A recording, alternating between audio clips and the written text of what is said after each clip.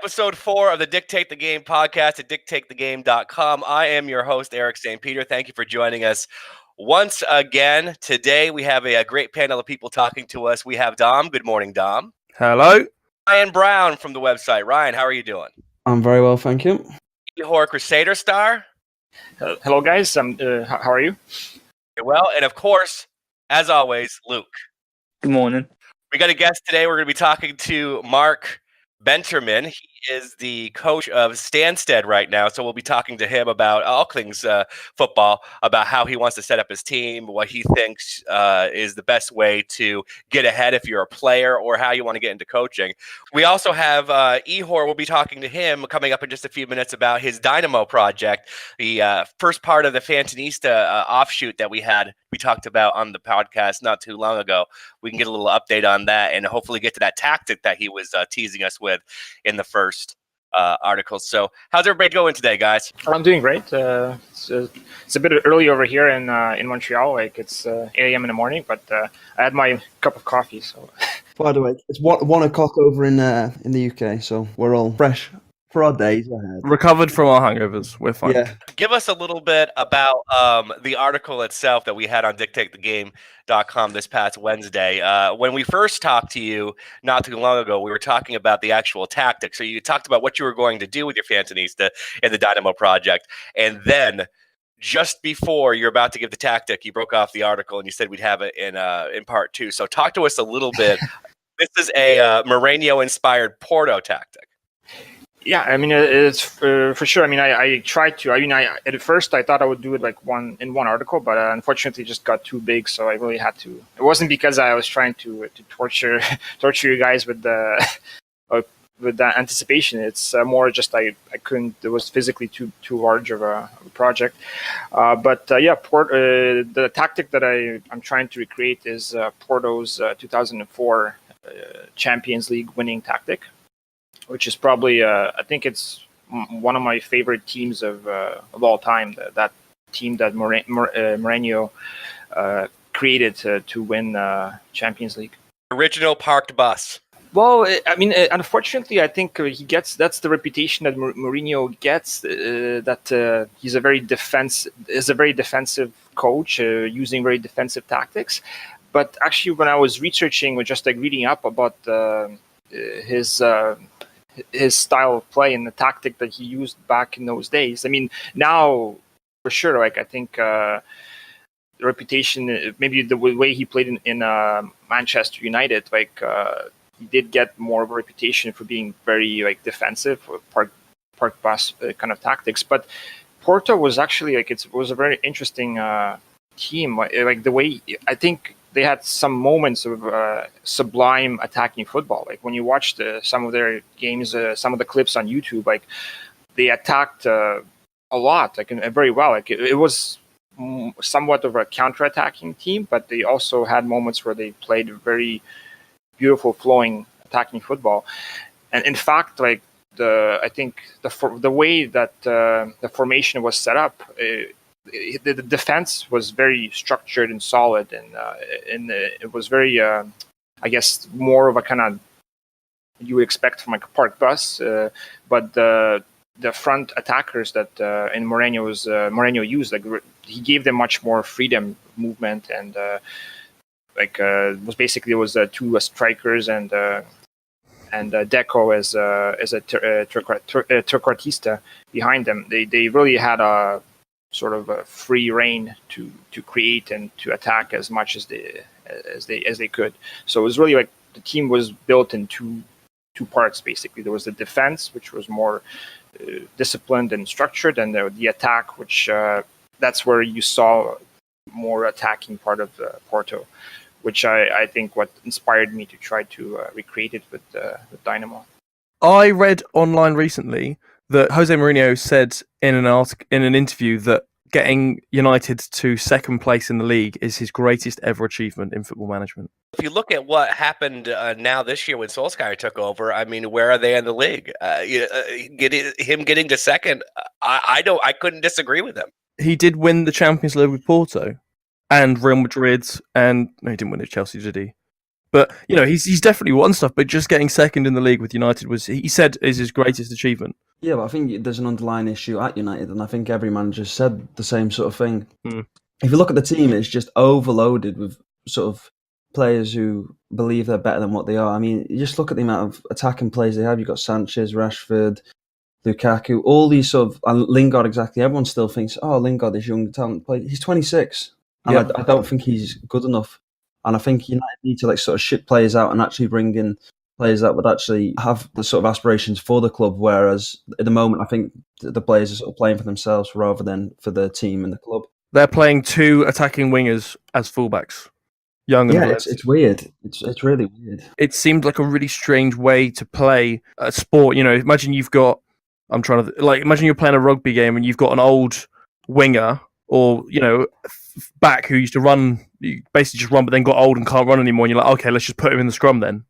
That'll work. It's like, no, that's not how you need to move on and find new players. No, I think even playing United on Football Manager, I think it's a pretty challenging save. I tried it, and it's just the way the team is made up. I find it's weird. Like they have so many attackers, like the strikers, and I mean to find the formation for them is tricky. I find you probably need to use Luke's score more tactic. Yeah, that's true. Which one is that? The 3 strikers, or? Oh, there's more than 3. Oh, there's a lot more than 3. There's about 7. I'm going to say, yeah, about 7.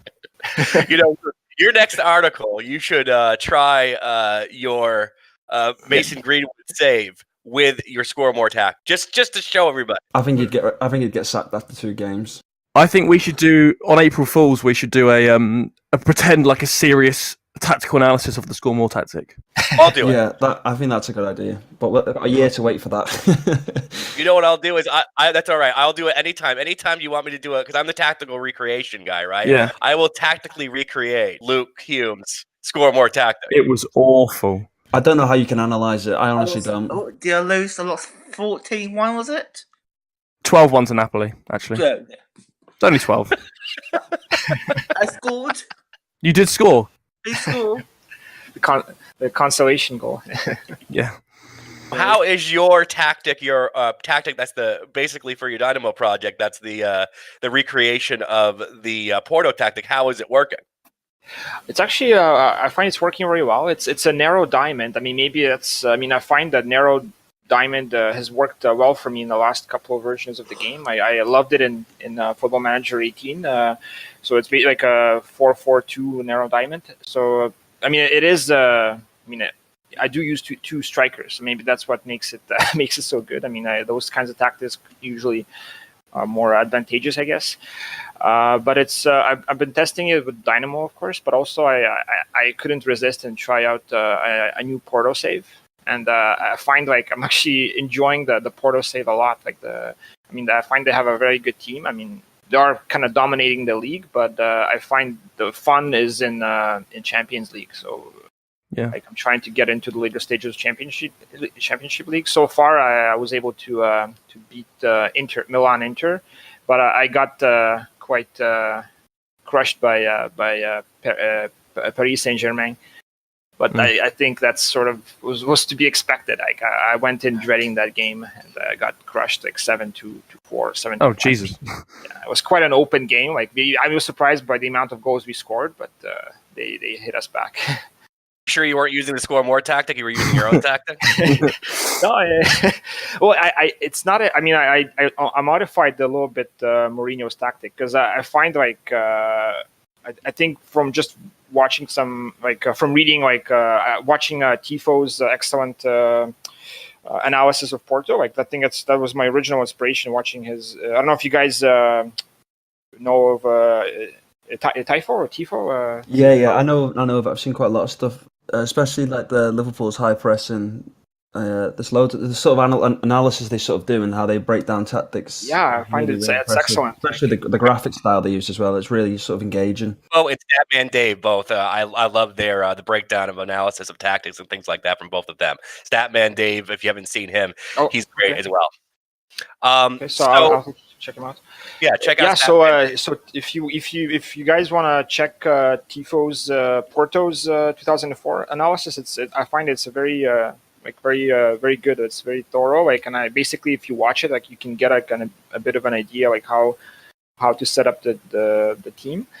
So instead of using fullbacks, I'm actually using wingbacks because I really want to have more of an attacking threat on the wings. Like, so it is. I mean, it's a narrow diamond, but it's not the standard one. Like, it's like what you expect, like 4-1-1-2, 1-2, or the one with the fullbacks. And so I'm using wingbacks instead. But the rest is the same. There's defensive midfielder. There's 2 midfielders in the middle, and 1 attacking midfielder and 2 strikers.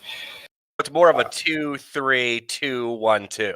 Yeah, I guess so. Which is kind of like I modified the tactic that I presented before, which was it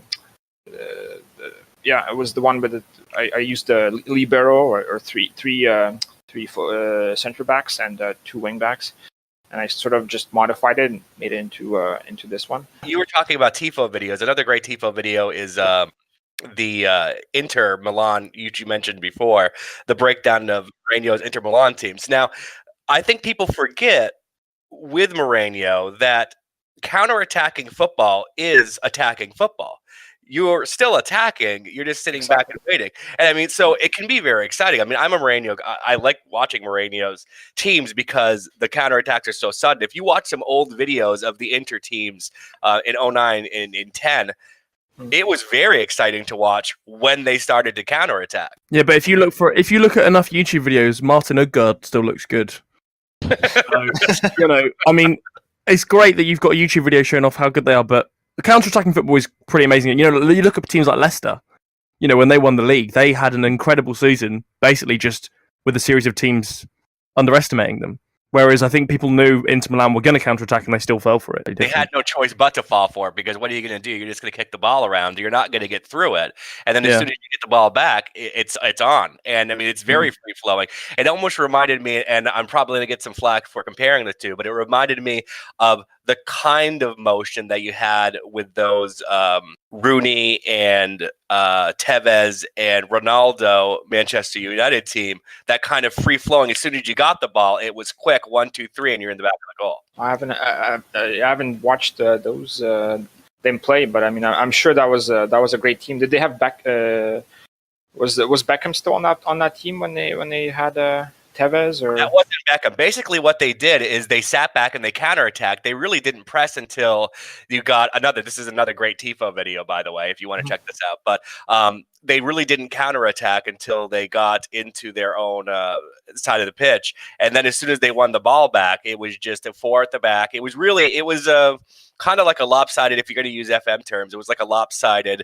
4-3-3 where it was 4 at the back, right side midfielder, couple of center midfielders, left winger, center mid, and a attacking midfielder, and the trident of Ronaldo, of Rooney, and Tevez was so free flowing that as soon as that back 7 got the ball back in their own zone, it was so quick and fluid in the front 3 that people didn't know what to do. It was just havoc. I'm sure, like with Ronaldo and Tevez combined. It was a pretty good team. They just win a cup. They won a Champions League with that team. Yeah, I'm sure they did. Like 3 or 4 leagues titles, which was pretty impressive. And we just have it. Same thing with Inter Milan. I mean, if you look at the way that Milito and Edo and Schneider combined in that same kind of quick counterattacking, almost long ball, but whatever ended up happening when you had all that space from creating the counterattack, it was very free-flowing. It's the same kind of thing. So I think you can draw a comparison between that Manchester United team and the Inter Milan team. But that's interesting when you have like a world-class team and you have them playing counterattacking football. It's again, like I think as someone said, it's what do the other teams do? Like if you're playing them, like do you just sit back? Do you let them sit back and control the ball, or if you go forward? I mean, that's what they want you to do, like to go forward so they can hit you in the back. It can be a very dangerous team, I think, when you have like a really world-class team playing this kind of style of football, or it could just end up looking like being very boring. Question about Football Manager for anyone. Anyone's welcome to answer this. When you start a new save or you join a new team, when you look at your players, do you go into it with a tactic in mind that you always play, and then you fit the players around that, or do you look at the players you've got, look for key players, and then create a tactic around those players? I've usually it's me sort of. I normally assess the squad to begin with, sort of see what the assistant thinks, like, the best positions for everyone, and then I sort of almost try and keep it similar, because I think it sort of really depends. If I'm in a lower league, I almost sort of try and stick to a 4-4-2.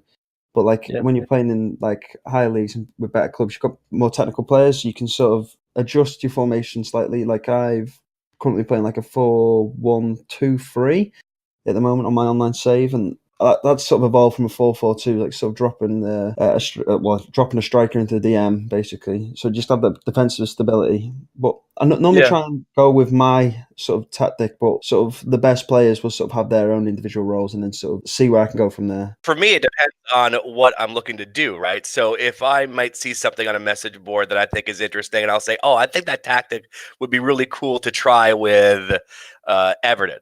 I'll do that. If I'm going in and I say I want to play as Inter Milan, I go in there and I'll say, well, then I'll go and I'll say, what are the players that I have? What can I do to create a tactic around these best 5 players or something of that nature? But it really does depend on what you want to get out of your save, which was one of the things that makes this game so cool, is that you can really play whatever way you want to play. I think I do something similar, but so basically I look at the players I have and I try to create the best tactic to use them. But what I've been doing a lot lately is like I kind of look on I have a tactic in mind. Like for example, like if I want to make a tactic with the 3 really hardworking attacking midfielders. Like I read about like Czech Republic and playing in 2004 World Cup, and they used this really crazy tactic where they just put like 2 strikers and 3 attacking midfielders. One of them was the superstar from Juventus, Nedved.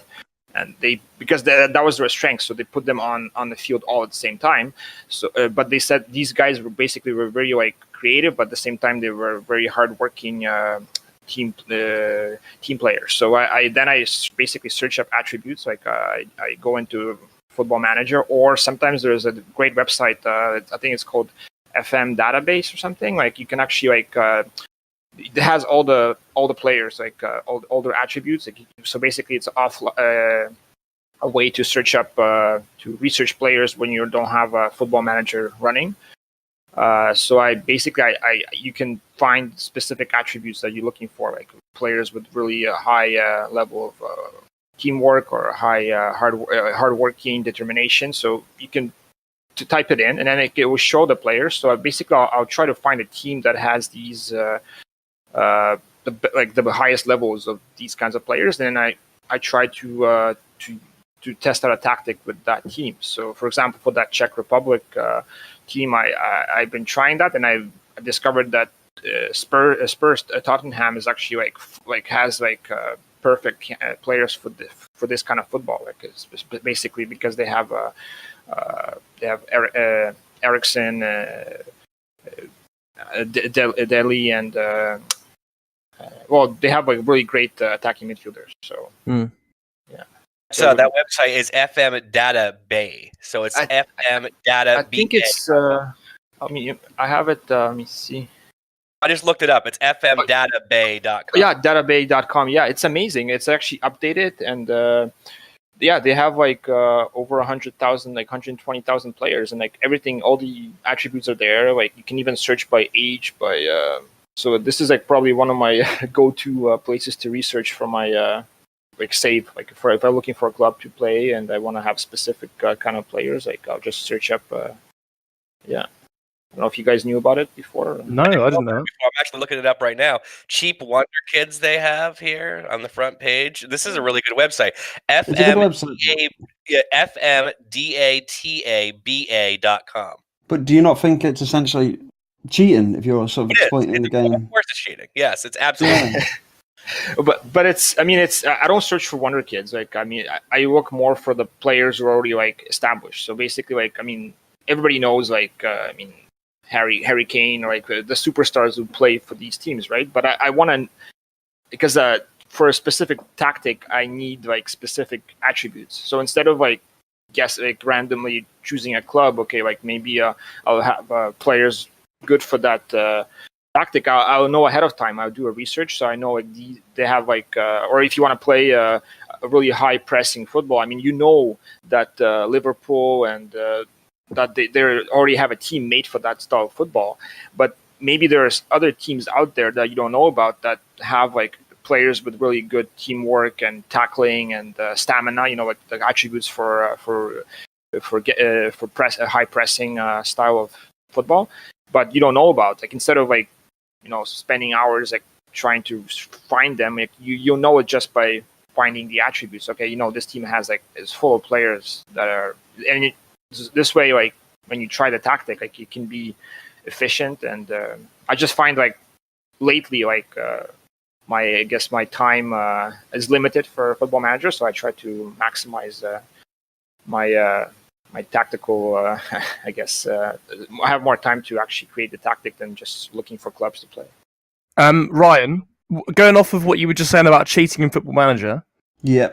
Have you ever used, you know, FM Scout and Genie Scout and WonderKid lists and things like that? What do you think about people that use? I've used like lists before as sort of like to sort of base my sort of opinion on. I've obviously wrote about making lists and stuff, but I've never used any sort of like in-game editor or anything like that to give myself any sort of advantage. I do like giving I don't have the hidden attributes on. I always have the attributes on so you can see everything, but I also do my own scouting and stuff.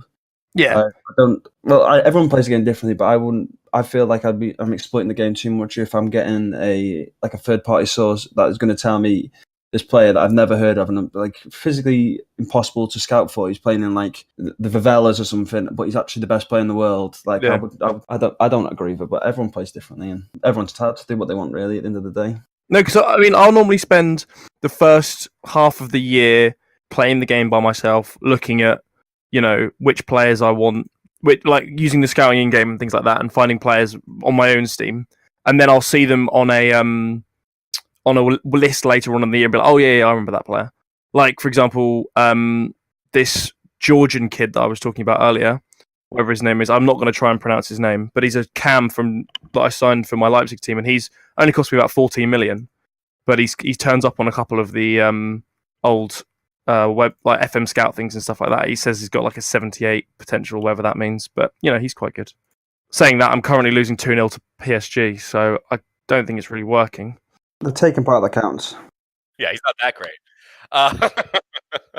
All right, so we're going to say goodbye to so Ihor, thank you very much. If you want to check out his article, check out dictatethegame.com. Have a great weekend, Ihor. Oh, thank you, Eric. Thank you, guys. Hope you have a great weekend as well. Speaking of dictatethegame.com, make sure you go to dictatethegame.com. We have 3 articles per week at dictatethegame.com. Not just tactic analysis, not just stories, but real-life interviews, all kinds of great things. Anybody can get what they want, Football Manager or football, at dictatethegame.com. Plus, we have our weekly podcast every single Sunday, Dictate the Game Podcast, which you're listening on probably either Apple iTunes, you're listening on Spotify now, you're listening on YouTube or SoundCloud, but you can get all of those things right there, dictatethegame.com. Joining us now is Mark Benterman. He's a coach of many different soccer clubs, including Ipswich Wanderers. Good morning, Mark. How are you doing? I'm very well, thank you. Yourself? I'm doing very well. Of course, we have Dom here, we have Luke here, and we have Ryan here to hang out and talk with us this morning. Thank you so much for joining us. Thank you very much for having me.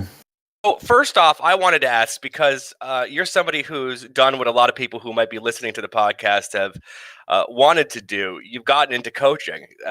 So if I'm a person who's just listening to this and I say, boy, I think, maybe I played, maybe I think I know quite a bit about football, what is the best step and what's the first step to do to be able to get into coaching? For me, what I wanted to do is I wanted to give some of my experiences back to the game. So I had a few friends that are actually in management anyway. I touched base with a couple of guys, one guy in particular called Ryan Owens, who was at Wivenhoe Town Reserves, and he asked me to come in to help. I got a love of it straight away. I probably found coaching for me more enjoyable than actually playing, and seeing things come off in training that you worked so hard on all week come off in a game was so rewarding. So for me, it was literally just opening up some revenues and speaking to people to see if I can get involved. Once I got involved, I then went down the coaching avenue and getting my UEFA 1, UEFA 2, and then obviously going on to my UEFA B licence. Once we got all that on board, then I looked to other avenues, and I was quite fortunate to fall onto a couple of sort of lower league teams to help my experiences. And then my first break was at House of Town, where I met Luke. Yep. Host is massive. It was.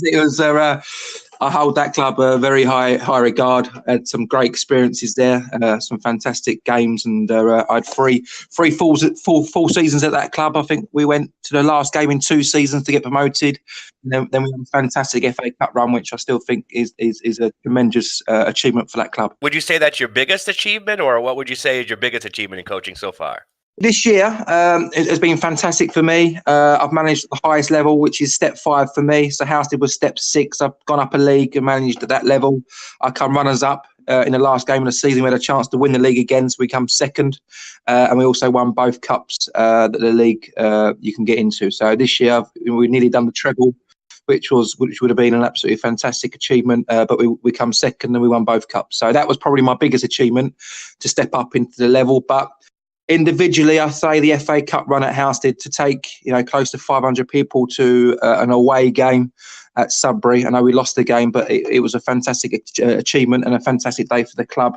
That still's up there in one of my best memories in football to date. So essentially, if you've got the domestic for a domestic treble, you're basically the Manchester City of non-league. At our level, yes. It's incredible. We had, to put it into perspective, we had the 6th best defensive record in the whole country at step 5. Oh, blimey. It was a great achievement. I think we come in the top 10 of goal scorers as well. So last year, I come in sort of January time, and we accumulated 40 points. This year, I think we got 85 points. So it just shows you the turnaround that we had this year was incredible, and a credit to all the lads. So what's your secret then? How do you get players playing that well? I don't know. I've got no idea. I've got a method of how I like to do things. We're quite intense. We get the boys working extremely hard. We have a lot of togetherness. And a bit of luck, if I'm honest with you. We had no injuries this year. We had a few little niggles, and if you can get your best 11 out on the pitch most seasons, it does give you a very good chance. And believing in yourself. If you can believe in yourself in anything that you do, any sports, you've got every chance of being successful. And the boys have all bought into what me and Paul, my joint manager, have done this year, and it's been a tremendous season. So we'll look to push on next year.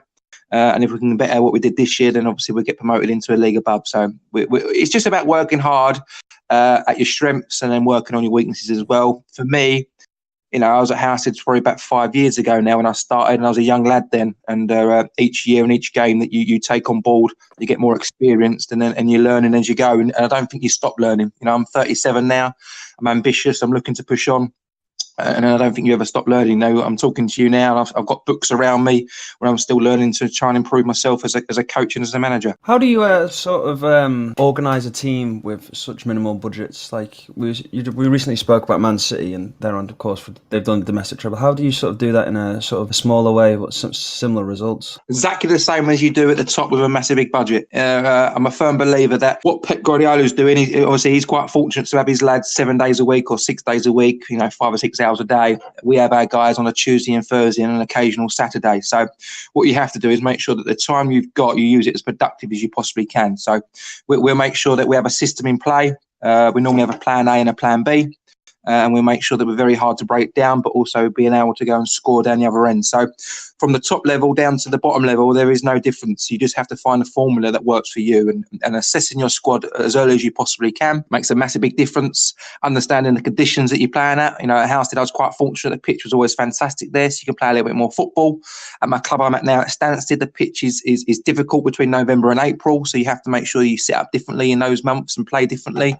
But it's about understanding the game and understanding understanding what you can get out of your group that you've got. You know, we're hopefully going to retain most of our group next season, so it gives us a little bit of a head start. But you just have to use your time that you get with these guys as productively as you possibly can. Talking to Mark Benterman here, coach of Stansted, and what tactics do you prefer to employ? Are you more of you want to impose your will on the other team, or are you more of a pragmatist? What do you think is the best way to go about it? The best way, 5:30 having 3 points is my answer to that, or 9:30 on a midweek game. We got called out quite a lot this year about our patterns of play and how we play. It's not attractive on the eye. As you guys will know, football is about a results industry. If you wanted to be very attractive, you're very fortunate if you're watching Man City because they can do both. I'm a West Ham fan, so I think if I'm correct, I think Luke's an Ipswich fan. He might be a little bit correct on this. We talked about the Mick McCarthy way, where they went a little bit long, but they'll always stay in the Championship and always be around the top 10. They changed and went for someone who can show a little bit more football, and now probably end up in the same league as Houston in a couple of years' time. So it's all about realistically putting your stamp on it. You could be as attackive coach as you want, but you haven't got the players around you to do that. You have to adjust and have to adapt. So for me, it's about winning. And if I can win at 5:30 and 9:30 on a midweek game, I don't care how my boys do it. I don't care if we play a really attractive football. And that's something that I've learned over the years. You know, at Houston, we had some fantastic support. You know, we have 180 people sometimes, and all they want to see at 5:30 is 3 points on that table. They don't want to see 25 passes and lose 3-0. And Luke might be able to back that up, that one. Yeah, I think with Heislow, we'll pretty much all play good football and won. What I remember. Yeah. I also do remember, you might back me up with it, it's a very crazy game against Tomarket. 2 players sent off. Yeah, I remember that very well. Yeah. I had that referee this year, and he sent some of our players off again. So I think he's very card happy. No, yeah, you know, you speak to the chairman. The chairman will have a philosophy how the club will want to be played, and a system, and you have to buy into that. But ultimately, for me, my team's always, you know, and Luke's great to have on this conversation because obviously he's seen me manage. But all my teams will work hard. We give everything for the club and the badge, and ultimately we try and win as many games as we can. I think I was at Housted for sort of 4 seasons, and I only lost 22 games in 4 years at Housted. You know, so that just shows you that it's all about, for me, it's about winning and getting those 3 points on the table, and everybody wants to be around a successful team. I saw you for about a year and a half, I think, didn't I? Yeah, you did. When I came in season we got promoted. Then okay, yeah. That season I first came to watch regularly, and then you left. But season after, didn't you? About half of a year. Yeah, we lost. I was quite fortunate at House. In a calendar year, we only lost 4 games in a calendar year. Yeah. So we was very successful at that period of time. Unfortunately, we had an opportunity to progress. We didn't quite take it. It didn't work out, and both parties went our separate ways. So no regrets there at all. And it's nice to see the club couple of or a season on a difficulty. And it's a shame they couldn't quite do it this year. But no, football's very strange, guys. You know that it's about results. Look at Chris Hughton. Chris Hughton's just kept Brighton in the Premiership, and he's been sacked. So for me, it's about understanding what you can get out of the group and what you want as a manager. For me, it's about 3 points and how we do that. It's the most important part for me personally. The thing is, the leagues are so strange at the moment as well. That's the problem as well with non-league at the moment. So no one really knows promotion or relegation at the moment. No, we was having that last year. The league turned around and said to us it was 4 down last year, then changed their mind about 3 or 4 times throughout the season. So a little bit more honesty up front from the FA during the season would help the clubs. You know, I think in our league this year they said 1 goes down. I think they've relegated 2. So it is quite hard. And it is very hard for the teams to plan and progress that particular way when they're not too sure what's actually happening in their own leagues. But that's non-league in general at the moment. It's difficult because the FA are trying to change something. We might look back in 5 years' time and go, wow, that was a fantastic experience. Awful to be managing through it, but we are on the other side and it's better for it. Or we could be turning and say, what have they done? They're putting sin bins into our game. They're doing this, they're doing that. They're just trying to change our game for me personally. And it's only my opinion. They're changing our beautiful game too much for my liking. There's nothing wrong with our game. So if I'm a person who wants to, maybe I played in school, maybe I'm looking to get a little bit of a leg up on other players and make that next step into playing in a semi-pro or pro league. What is the one thing you think that I could work on to be able to put me ahead of those other players? I'll go back to what I just said a couple of minutes ago. It's work rate. You must be able to outwork your opposition. You can have all the ability in the world, but you must be able to outwork your opposition. And there's a famous saying: is there work rate or outwork talent? If you haven't got no talent, if you've got no talent and you've got no work rate, the work rate will always win. So for me, it's so important that you have the right attitude, the willingness to turn up and train. And for me, that'll go a long way in my sides anyway. Obviously, every area manager will have different opinions. But for me, you must be able to turn up with the right attitude and be willing to work hard on and off the ball, and also work hard on your weaknesses. So you were actually our first ever interviewer. You were the first person we ever interviewed, wasn't he, Ryan? Yeah, I do remember that, because we've sort of converted from writing interviews to sort of putting them in a podcast, which I didn't think we'd ever really do. So it's actually fantastic we can get you on board, and it's really glad that you've given us some of your time. No, it's a pleasure, guys, and I've always got time for people that have always given me the opportunity. And I remember having that conversation with you guys. It must have been at least 2 or 3 years ago now. It was great then. I know Luke is very into his football. It was a pleasure to help him out, and Ryan on that occasion. And there's a lot of managers out there who'll be willing to give you their time, guys. I can tell you that now. There's a lot of managers out there that are happy to sacrifice 15, 20 minutes of their time to get their point of view across. So if I can ever help you and point you in the right direction, then please just hit me up, and I'll know how to put you in the right direction. I was going to say, actually, your interview you did with us was September 2016. Oh God, I was a young puppy back then. Yeah, you were still at Halstead then, and there's it's very interesting that you're saying about, what do you want to achieve by the end of the season? You said things like, I wanted to achieve some great cup runs, but you never looked more than, say, one season in the future. It was always kind of the current season. It was always very short term. Is that the way that you often approach things? It is, because at Halstead we built a side, and then someone like get 2 or 3 teams coming along and they take your best players. Yeah, you can't plan too far ahead. At this level, you can't put people on contract because of financial reasons. And we're the same now at Stansted. We had a fantastic day out the weekend at Newmarket, and you're speaking about players to stay, and they're like, "Yeah, I'm not too sure." You're like, "Well, you only can win 3 things in our league. We won 2 and come second in the other one. Why would you want to go?"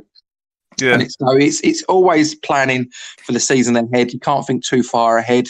You've always got to revolve in the game. Always got to look out for players coming through the ranks and keeping your eye open to see what's happening. And at the moment, we call it silly season, where everybody goes after every player. And when you go back on the 25th of June, you hopefully got half the squad you've got from last year, and you rebuild again. But I like to think this year's recruitment will be a little bit easier for what we've done last year. You look at that team that Hurst had though back in that season. It was such a good team. It was an unbelievable team, and just couldn't keep together, really, could we? No, it's hard. It's hard because players like managers have ambition, and you can't hold players back that want to be progressive.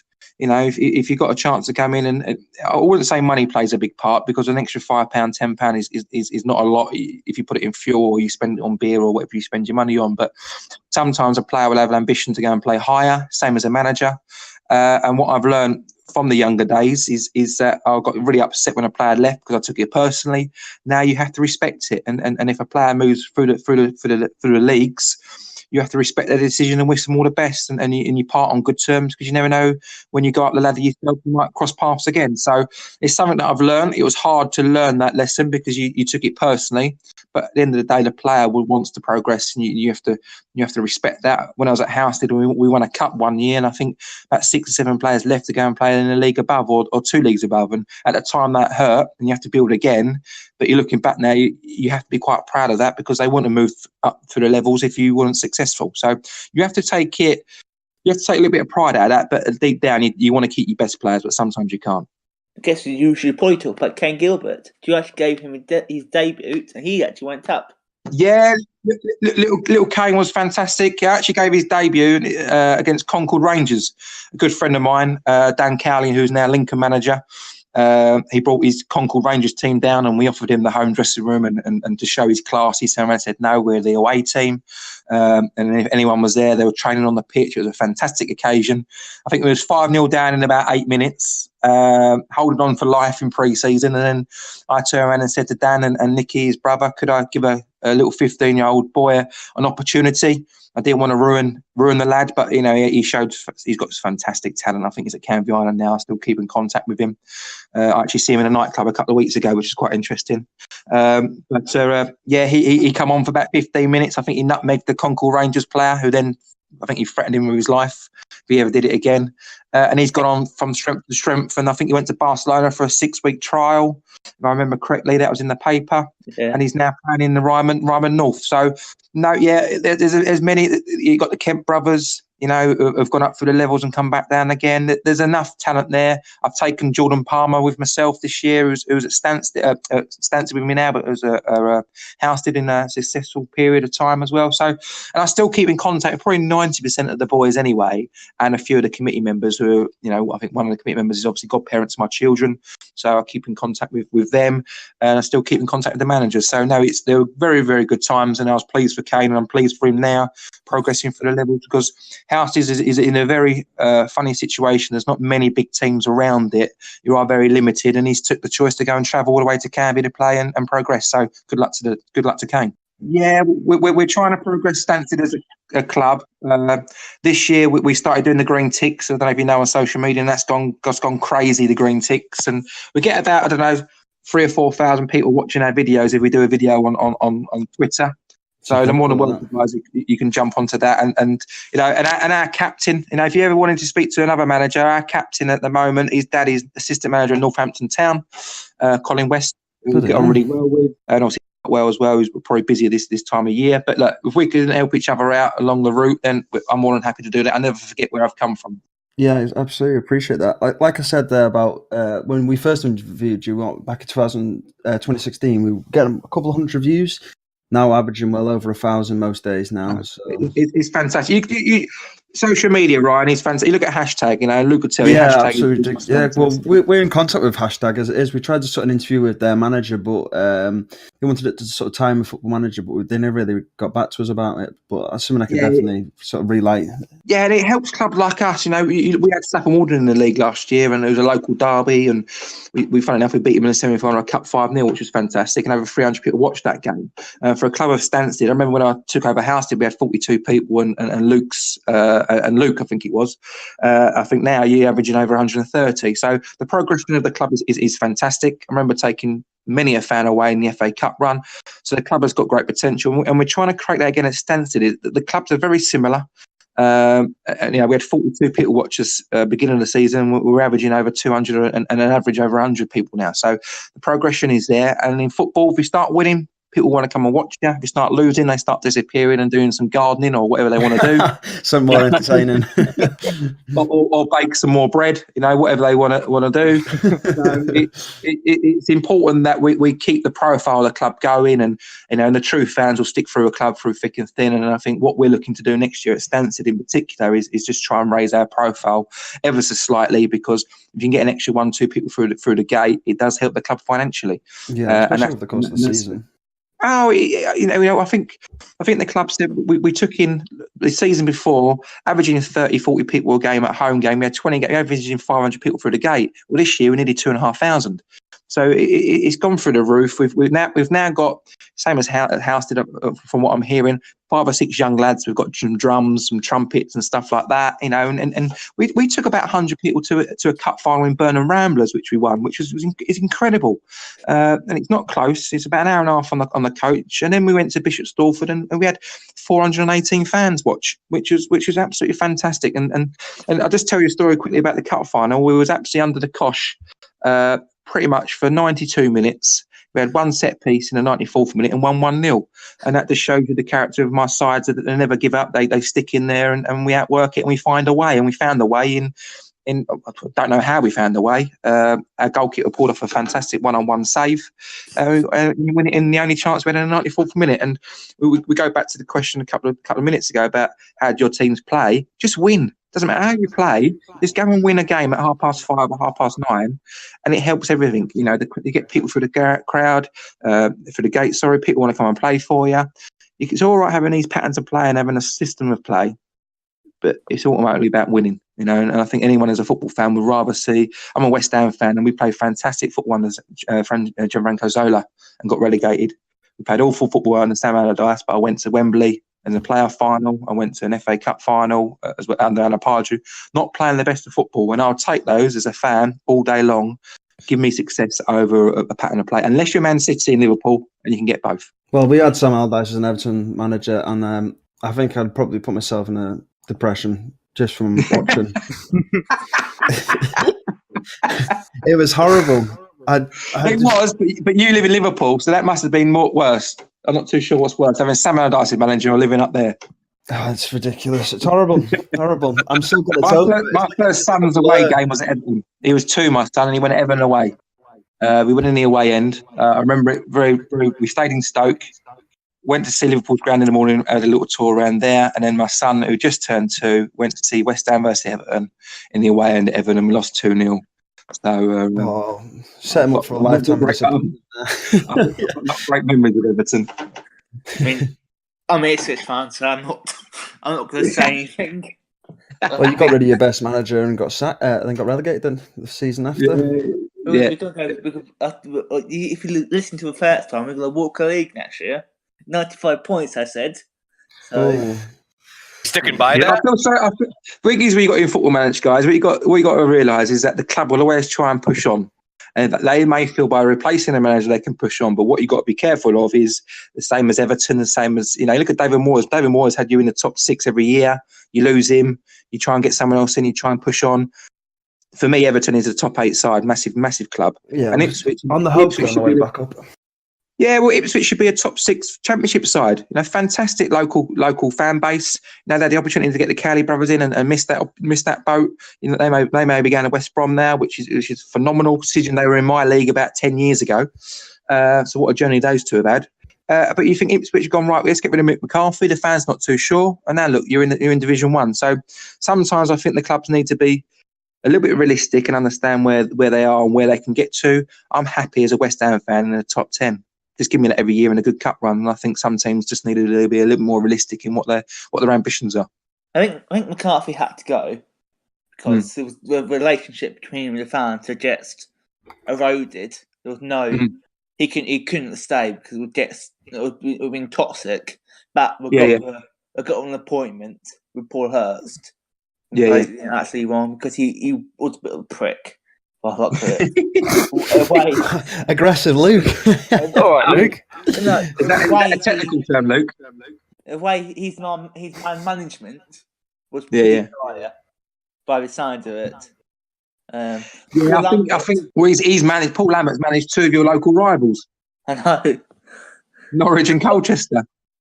So, but football's a merry-go-round. You get the same people getting the same jobs, and sometimes there's enough young, talented managers around to take a gamble.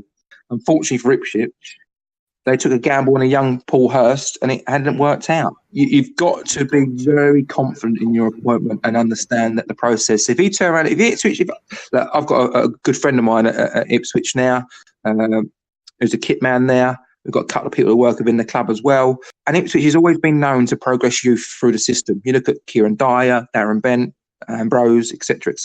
You're not getting many of those through the system now. But if you spoke to Ipswich and said, look, we're going to be in the bottom half of the championship, but we're going to bed in a lot of young lads, I think Ipswich fans will probably take that, because you haven't got the money, or the chairman doesn't want to spend the money to push on to the next level. So you've got to be a little bit more realistic in Ipswich's aims, I think, personally. I think you need to get out of Division 1 and then be a top half championship team and be happy with that. I think the problem with Ipswich is a lot of fans still expect them to be the FA Cup tie winning side. Yeah. We wait for Cup side. They're not that anymore. That's 30 years ago. But now a mid-table championship club, and that is the reality of the situation. You're not even that. Yeah, League One. Not for long. Not for long, because it'll be League 2 next year. Like Mark said, we'll probably be playing a derby with Hopes soon. Well, the problem you get is now, the good news is the A12 towards Ipswich doesn't have many tractors in it anymore. No. That's the good news. Yeah, no, I think we've got a good amount of content there. We've got like half an hour's worth of interview. So yeah, I think that's thanks, Mark. Stuff. Yeah. No worries at all, guys. No worries at all. No worries. Like I say, guys, we can help you in the future. You always, Luke can get hold of me, or you guys can get hold of me. Not an issue at all. Yeah, and it's the same with you if you need anything. Yeah, I'll give you a plug today on my social media as well. We're all pretty good at Football Manager, so if you need a hand Well, with we're any not. of that, just give us a shout. Luke's not very good at Football Manager. I'm not going to all. I'm feeling very tension here, Luke, with your other friends. Are they friends? Fred, well, it's score more tactic. Might not work in the lower leagues, but I don't think We might go to a 4-4-2 diamond next year, so you might have to help me on that formation. I don't think Check out the guides on the website, mate. There's loads of them. we'll give you the guides. I don't think my school more tactic will work in the league. No, If you ever need a cake, though, if you ever need a cake, Mark, you know where to go. Human's Bakery in Essex.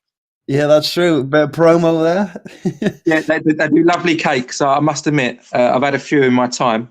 When can we get sponsored by Hume's Bakery? That's the real question. You know, we kind of just throw them in every podcast, but if we could actually get a full sponsorship, that'd be quite nice. I think you have to speak to the boss, not the baker. I had to speak to the bots. I'll drop him a message. That's fine. That's next week's podcast sorted. Yeah, should we interview? Interview with Luke's dad. Interview Luke's dad. Luke just turns over the buns. That's all we do. He's the real bots. Yeah, exactly. Yeah.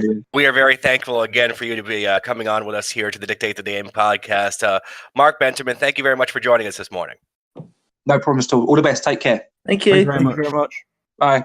Is it alright if I shoot off now? No, you have to stay. No, you got to stay. Well, you know what? If you are going to go, do you have anything you want to add, Luke? Nope. All right. Bye then.